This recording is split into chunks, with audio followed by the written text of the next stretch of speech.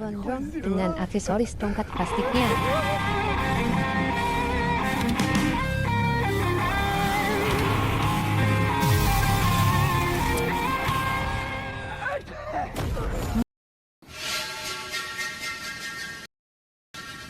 Cerita diawali dengan melihat para pemuda yang sedang memasuki sebuah kafe. Terdapat beberapa orang yang tergeletak tak bernyawa. Dan di situ mereka malah melihat kakak perguruannya yang sedang tertidur pulas. Lalu tiba-tiba mereka dikagetkan dengan pintu yang terbuka, disertai kemunculan seorang pria tampan yang ternyata adalah seekor siluman. Ternyata seekor siluman ini adalah kawanan gurunya. Gurunya menerangkan bahwa ini adalah salah satu contoh siluman cukup cerdas dan sangat mematikan karena sering melakukan serangan yang secara tiba-tiba. Dan secara alamiah, siluman babi memiliki nafsu yang sangat tinggi, terutama ketika melihat wanita. 女弟子可得当心呐！ 素了会怎么样啊？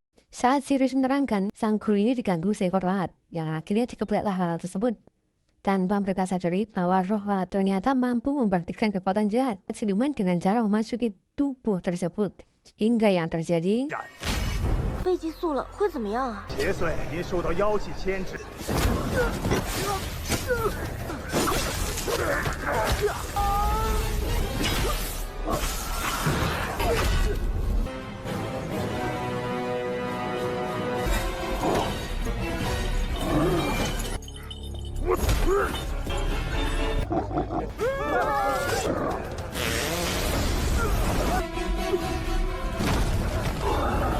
mereka kewalahan menghadapi siluman babi yang ternyata sangatlah OP parah.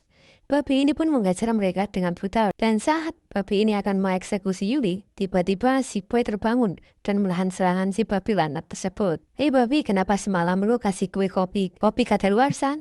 Ditabukinlah si babi dan diunjang-unjang dibanting-banting dikeplek-keplek nih, hingga akhirnya dihabisi. Asli tega banget. Walau ternyata yang baru saja terjadi adalah sebuah dunia ilusi. Sebuah simulasi yang ditujukan untuk ujian kelulusan kenaikan tingkat di Akademi Pemburu Siluman itu. Guru Xia sangat bangga atas prestasi si Boy, murid kesayangannya ini. 空虚虎行天 Tidak 三角， sia-sia dia merawat dan membesarkan Boy hingga saat ini. Usut punya usut ternyata si Boy dahulu adalah seorang bayi yang dibawa oleh Master Yin. Dan karena tidak ada yang merawat dan membesarkan, maka Guru Xia yang merawat dan dibesarkanlah si Boy di padepokan tersebut. Dan kini tibalah saatnya pelantikan. Si Boy resmi menjadi seorang pembasmi siluman. Tetapi sesuatu keanehan 是 terjadi. 真正的驱魔人。 Tiba-tiba dia merasakan kesakitan dan mendapatkan penglihatan seekor siluman kera. Berubahlah si Boy menjadi manusia setengah siluman yang sangat brutal, asli OP banget.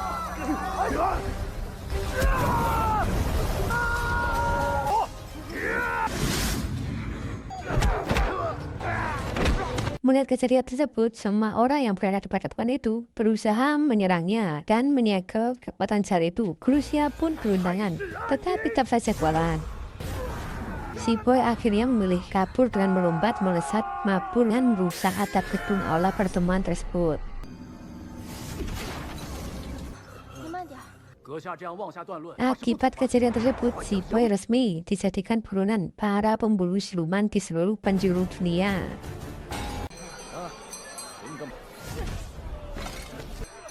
给我喝一个，过来过来。 Malam itu si Boy bersembunyi memasuki sebuah pos ronda. Di pos ronda tersebut terdapat 3 orang yang sedang membakar singkong. Melihat si Boy yang memakai gigi palsu bertaring, ketiga orang ini memilih pergi sesuai naskah yang ditulis sang sutradara. Saat hendak istirahat, tiba-tiba dia mendengar keributan di luar. Dan setelah dia intip, ternyata itu adalah Dek Yuli yang sedang melawan seekor siluman rambut putih. Saat itu si Boy menolongnya dan berhasil membungkus siluman dengan gombal amornya hingga menjadi boneka lucu. Asli gombal amor OP banget. Ternyata kejadian tersebut adalah siasat ketika adik seperguruannya ini untuk menghabisi si Boy. Tanpa diduga, Dek Yuli menusuk si Boy dari belakang. Hal ini membuat si Boy terluka parah. 小一回现身。 Lagi-lagi karena film baru saja dimulai, dimasukkanlah Master Yin sebagai juru penyelamat si Boy. Saat siuman, si boy bertanya kepada Master Yin, "Aku bisa jadi begini, kenapa? Apa yang terjadi padaku, guru? Sebenarnya apa yang terjadi? Jika aku adalah siluman, lebih baik aku mati saja, guru. Kenapa aku selamatkan aku?" "Goblok, kamu ini hanya setengah siluman. Bahkan dari dulu aku sudah mengorbankan setengah kultivasiku untuk menyembuhkanmu, menekan aura jahat siluman yang ada pada diri lu." "Oh, begitu ya, guru." Si boy pun akhirnya meminta petunjuk Master Yin. Bagaimana caranya agar dia bisa kembali menjadi manusia seutuhnya? Guru Yin menjelaskan bahwa ada daerah yang bernama Kota Bahagia. Di sana dikabarkan terdapat pil inti roh siluman yang dipercaya dapat menyelamatkannya. Tetapi jangan sampai pil inti roh itu jatuh pada siluman jahat. Karena jika sampai itu terjadi, maka satu-satunya obat adalah dengan membunuh siluman yang mempunyai pupil mata berwarna emas. Sampailah si boy di kota tersebut, kota yang sangat aneh yang selalu diselimuti awan gelap. Baru saja sampai di situ, boy harus melihat kedua temannya pengusir siluman mati bunuh diri karena menyangka si boy akan memakannya. Lalu tiba-tiba muncullah orang yang wajahnya sama persis dengan si boy. Dianggap ini adalah siluman berbahaya, dia pun melakukan beberapa serangan kepada pria misterius tersebut. Ternyata dia berubah menjadi gadis cantik, sebut saja mbak-mbak cantik ini menawarkan bantuan pada si boy untuk menyelamatkannya.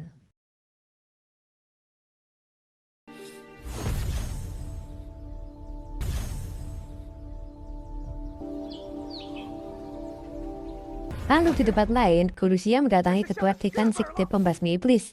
Beliau komplain, bisa-bisanya perguruan ini menyebarkan template buronan si boy dengan imbalan 4.000 del emas bagi siapa saja yang membunuh boy.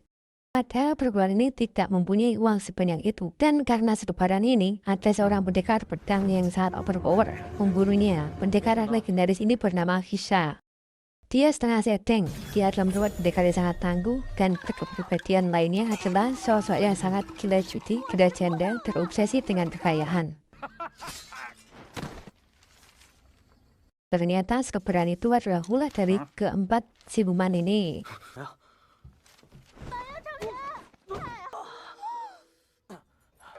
Boy yang mendapatkan diri dari ketiga siluman tersebut malah dihadang oleh Kisha, sang pendekar pedang.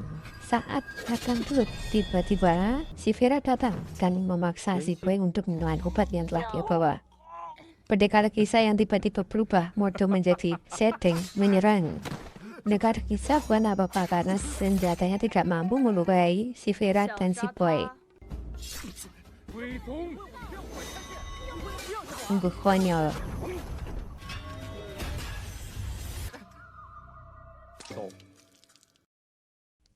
Dengan kecerdasannya, si Boy akhirnya bisa mengetahui di mana letak pil iblis inti roh yang dia cari.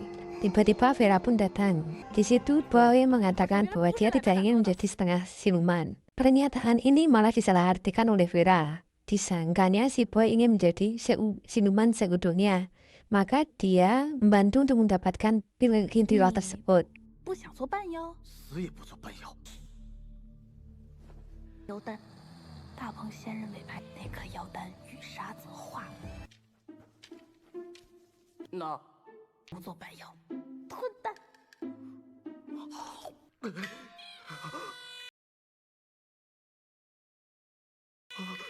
怎么回事？这是大鹏的妖丹，你吞下后自然变成大鹏。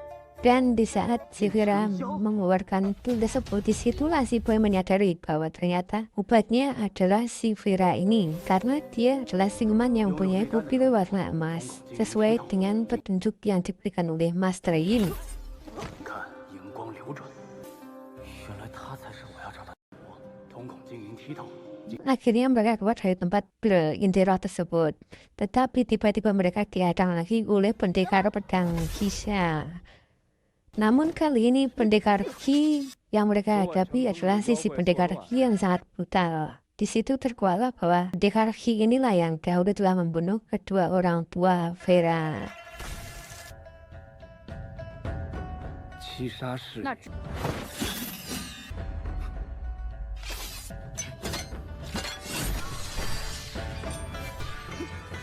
Pendekar Ki menyerang secara bertubi-tubi. Mereka berdua pun tidak berkutik dibuatnya. Mengingat musuhnya kali ini sangatlah kuat, akhirnya Vera dan si Boy pun berteleportasi kembali ke markasnya. Terlihat si Boy sedang semaput. Di semaputnya ini dia berkomunikasi dengan Guru Yin dan mengatakan bahwa obatnya adalah ada di daerah Vera. Sehingga Guru Yin memprovokasi dan menyarankan agar si Boy segera membunuhnya dengan cara yaitu membuat Vera sedih. Karena jika Vera patah hati, sedih, maka dia akan menjadi lemah, dia akan kehilangan kekuatannya dan sangat mudah untuk dikalahkan.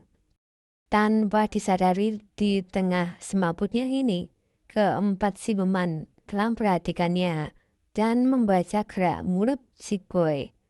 Siluman kriwil ini pun beranggapan bahwa si Boy ini telah menaruh hati kepada Vera dan akan menikahinya. 大哥，他看上你了，他想做咱大哥的男人。亲手杀死小红殿。去吧。一个、两个、三个。说梦话了。 Lalu Shin pun berpindah ke pendekar pedang Xia yang sedang mengadu nasib dengan bermain ogluk. Kepribadian yang sedang saat ini sangat mendominasi.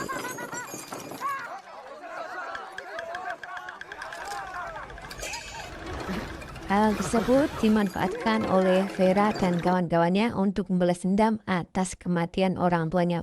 Dihajarlah si Xia. Hal tersebut ternyata membuat pendekar Ki beralih mode menjadi pembunuh yang sangat brutal. Dia sangat kuat. Lagi-lagi tak ingin wanitanya celaka. Si Boy pun juga sekuat tenaga melawan pendekar ini. Hingga di saat-saat yang berbahaya, ketiga siluman konyol itu berinisiatif memanfaatkan kelemahan Xia yang dipancinglah dia dengan perjudian dan uang. Hingga jiwa settingnya kembali mendominasi.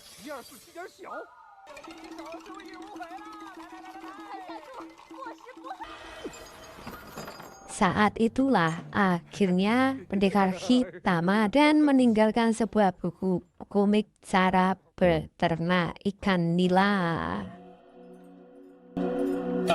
Hingga suatu hari, Vera mengajak Boy menemui kedua patung gabus kedua orang tuanya. Di hadapan kedua patung itu, Vera mengatakan bahwa dia ingin menikah dengan Boy. Boy pun terkejut akan pernyataan tersebut. Kenapa? Nggak love sama Vera. Bukan begitu adik. Hanya merasa ini terlalu tiba-tiba, terlalu buru-buru. Bahkan tagihan pinjol dan cicilan motor saja belum terbayar. Bagaimana nanti bisa menafkaimu? Asli ngarang boys. Saat itu Vera bercerita bahwa dahulu di kota itu, Vera dan orang tuanya dianggap sebagai penyelamat warga. Semua warga memuja mereka hingga suatu hari datanglah sekte pembasmi siluman yang menganggap mereka adalah siluman jahat. Hingga kejadian tersebut mengakibatkan kedua orang tua Vera meninggal. Saat itulah kota tersebut selalu diselimuti awan hitam gelap. Itu akan menjadi normal kembali jika Vera mati. Tetapi Vera adalah sosok yang punya kodam fonik yang akan menjadi makhluk abadi. Kecuali jika keabadiannya ini diambil atau diberikan kepada orang lain. Maka Vera juga akan benar-benar mati. Itulah alasannya kenapa selama ini Vera menyelamatkan dan membawa Boy ke kota tersebut. Yaitu yang tak lain dan tidak bukan adalah agar para pembasmi siluman datang ke kota tersebut. Hingga Vera bisa membalas dendam atas kematian kedua orang tuanya. Dan pembalasan dendam itu telah benar-benar tercapai di video sebelumnya. Akhirnya Boy menyatakan dia bersedia menikah dengan Vera dan mereka berdua pun memberi hormat kepada kedua patung gabus tersebut. 最好的馈赠，乌鸦一旦爱上，便是一生。今日结发，我唯愿你余生平安喜乐。 所有驱魔高手已在山前集结。 Vera dan ketiga siluman amatir ini pun terlihat sedang menunggu kedatangan Boy untuk melangsungkan pernikahannya. Di tengah kegalauannya ini, Boy didatangi lagi oleh Master Yin. Master Yin ini mengatakan dan mengingatkan agar Boy untuk tetap fokus pada tujuan awal. Dia datang ke kota tersebut, yaitu untuk mendapatkan pil inti roh Vera yang mempunyai khodam fonik karena hanya itu yang dapat menyembuhkannya. Diprovokasilah lagi si Boy agar menjadi buaya darat sejati dengan membuat Vera patah hati. Hal itu yang akan membuat Vera sedih. Dan karena kesedihan itulah maka kekuatan Vera akan melemah. Barulah dia akan membunuh Vera. 亲手杀死小红殿。 Lalu dihancurkanlah patung gabus kedua orang tua Vera tersebut. Betapa terkejutnya Boy ketika melihat jasad manusia ada di situ. Lihatlah, siluman tetaplah siluman yang penuh dengan tipu muslihat. Kali ini jangan lagi kau ragu, Boy, kata Master Yin. 你也信？ Di markas, Vera dan ketiga siluman kocak sedang menunggu kedatangan si Boy. Lama sekali bocah ini, kata si Kriwil. Lalu Boy pun datang, tetapi dia tidak memakai pakaian pengantinnya. Dia justru mengatakan bahwa kedatangannya ke kota ini adalah bukan untuk bil intiroh berumpret, tetapi kedatangannya ke kota bahagia ini adalah untuk mendapatkan bil intiroh di Vera, yaitu kota vonik makhluk abadi. 正邪不两立，意思啊？ 若不是你，还会是谁？楚墨不可心慈手软。 Mendengar peradaban tersebut, Vera pun bersedih. Tega kamu, ternyata janji menikahiku hanyalah untuk membunuhku. Lalu Boy menusuk Vera, hingga Vera pun terluka. Asli tega banget. Kasihan besar nih teman nih. Jika menginginkan adik mati dan itu adalah kebahagiaannya, baiklah akan adik bantu agar impian segera tercapai. Di waktu yang bersamaan, ternyata pasukan sekte pemburu siluman datang ke kota tersebut. Vera pun langsung pergi menghadang ratusan pasukan pemburu siluman itu. Sabetan demi sabetan pukulan bertubi-tubi dia terima tanpa melawan sedikit pun. Sampai dia muntah sirup marjan. Kasihan besar nih teman nih.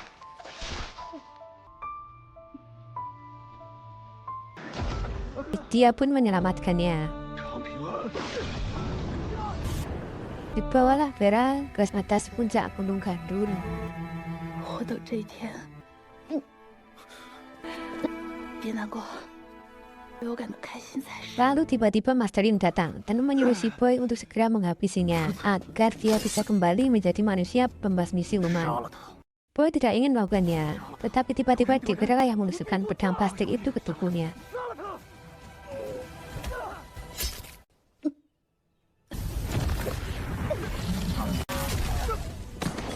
Suatu energi telah keluar dari tubuhnya. Sosok kodam iblis siluman negara yang telah disegel di dalam tubuh Boy selama ini. 终于等到这一天了，真以为自己是半妖，这是什么东西？我没能接触如来神掌的法力。 Ini adalah kekuatan roh iblis siluman buruk yang dahulu terluka parah akibat tapak Buddha. Dan saat itu, ku segel ke dalam tubuh bayimu. Hingga saat inilah saat yang aku tunggu untuk membangkitkan kekuatan yang sangat kuat. Hahaha. Mendengar hal tersebut, ketiga siluman bocah itu pun tidak menyerang Master Yin. Tetapi mereka sendirilah yang malah tidak bisa bergerak. Dengan sadisnya, Master Yin ini membunuh satu persatu siluman itu. Boy menyerang dari belakang, tetapi ternyata Master Yin tidak dapat dilukai. 这个呢？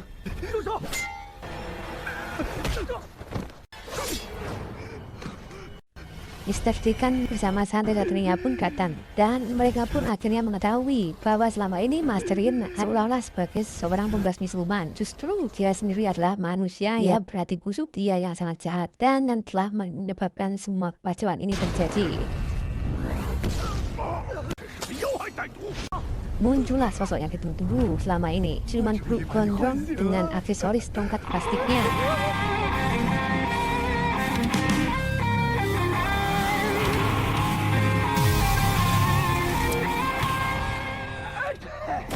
Melihat kemunculannya, Master Yin tertawa bangga atas usahanya selama ini, yang telah dia rasa berhasil membangkitkan kekuatannya sangat kuat, keras sakti ini. Dia malah justru menghabisi Master Yin, asli sadis. 天使，是我救了你，祝你恢复灵力。常平安。我是如来镇压了500年的怨恨。 Dan ketika ingin menghabisi si Boy, Vera pun melempari peluru itu dengan kerikil. Dan mengatakan bahwa sebelum bisa membunuh si Boy, dia harus melawan Vera dulu. Dihajarlah si Vera hingga sekarat.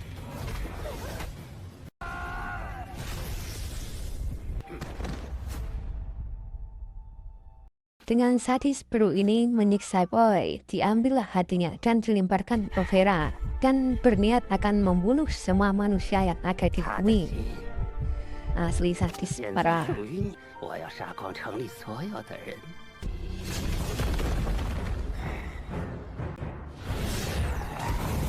Di saat-saat akhir hidupnya, si Vera memberikan keabadiannya kepada Boy. Dan akhirnya Boy pun dapat hidup kembali. Dengan perasaan yang hancur dan sedih yang sangat mendalam, si Boy memeluk tubuh Vera.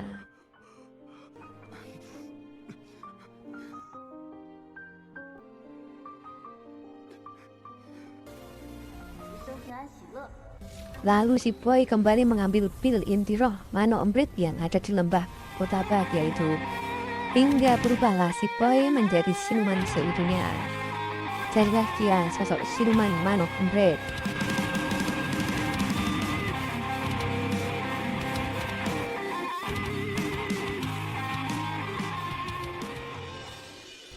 Beralih ke siluman Peru, dia melancarkan aksinya. Dia memulai menghancurkan dan membunuh para penduduk bumi. Seluruh sekte pembasmi siluman tidak ada yang mampu melawannya. Hingga muncullah Boy dengan wujud barunya yang langsung adu kanuragan yang sangat brutal.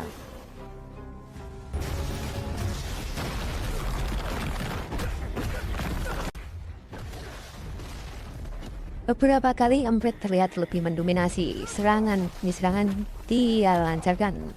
Seperti di awal film juga, Peru juga dipontang-panting, dikeplak-keplak nih, hingga Peru itu pun terbelah. Ternyata si Peru pernah belajar ilmu kanuragan di Nusantara. Dia telah menguasai ilmu rawa rontek. Hingga walau tubuh terbelah, dia masih bisa bangkit lagi. Berubahlah Peru ke mode Firebomb yang langsung membrutal. Hingga Boy Emprit terlihat kewalahan dibuatnya.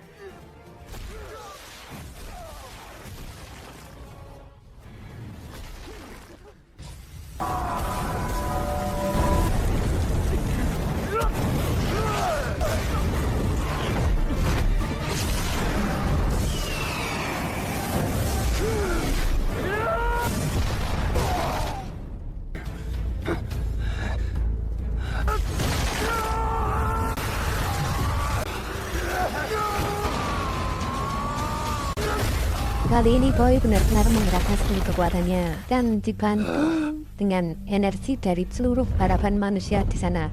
想摔死我！ Akhirnya bisa keluar lagi si Bro burik ini dan berubahlah si Bro menjadi sosok monyet yang bernama Kliwon.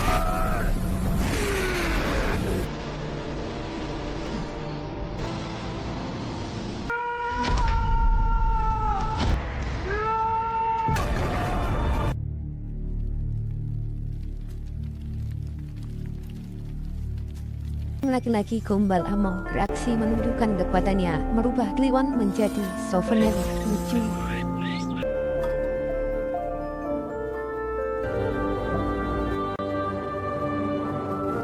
Di akhir film, tampak kehidupan kembali aman dan si Boy pun terlihat berjalan di pasar dan berpapasan dengan seorang wanita yang penampilannya tidak asing lagi baginya.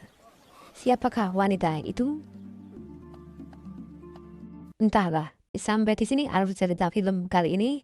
Saya Sita, mohon maaf jika ada salah kata atau yang kurang berkenan di hati teman-teman semua. Kopi dan saya kepuk seruput.